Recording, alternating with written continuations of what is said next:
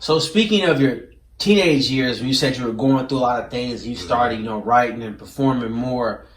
Like I noticed in one of your songs, "Call," it seems like you may have written that at a younger age during that time. Is that something you wrote, during those times when you were transitioning from, youth to like teenager? Yeah, now I didn't write that then. I wrote that honestly. I wrote that during the pandemic for like the start of the pandemic, But it's a 2020. song talking about those teenage years, Yeah, basically. yeah. It's Okay. basically talking about my transition from like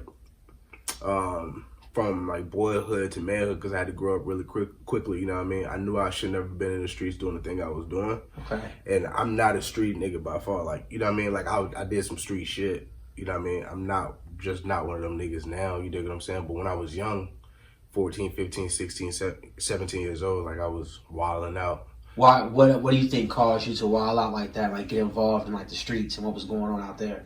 Honestly, bro, it was no supervision. You know what I mean? I grew up literally by myself, bro. You dig what I'm saying? So like I grew up without, my father lived in Chicago and my mom, she was going through what she was going through. So I grew up with no supervision. I had 3 siblings in prison doing 10 years plus. You dig what I'm saying? So I grew up by myself. I really didn't have a father figure. I didn't have a mother figure. And I was just out there making money, making a way for myself, bro. So you were living in Rockford with your mother. I was living in Atlanta at this time.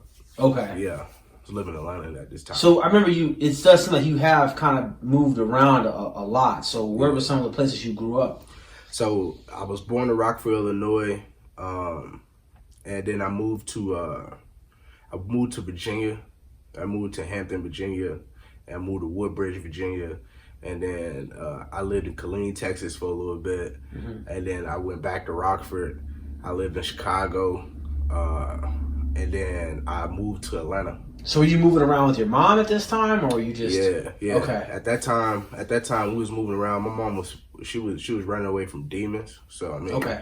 we all got problems. But she was young. She had 5 kids by the time she was 23. So I mean, she was real young, and we were just moving around, bouncing around because she was running away from something. So Okay. yeah. Okay. So she really wasn't. Although you lived with her, she really wasn't present and didn't really play an active role in your life while you were growing up. Nah. Okay.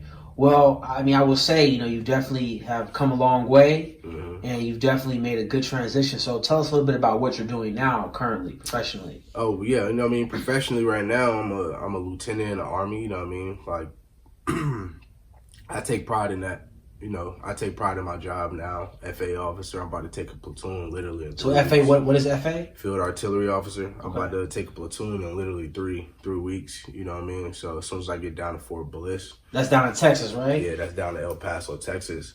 So, I mean, I like my job, bro. You know what I mean? I like being a leader. I like leading people and inspiring people because a lot of people in the Army, a lot of people don't know the people in the Army, the enlisted soldiers, they come from various backgrounds. You know what I'm saying? Some people who, that was their last resort. It was either jail or the Army, or some people who is chasing a legacy their father already put in place or built for them. You know what I mean? So, I like to talk to multiple people, bro, and I think it's a cool idea just being able to lead some of them young people. You know what I mean? Okay.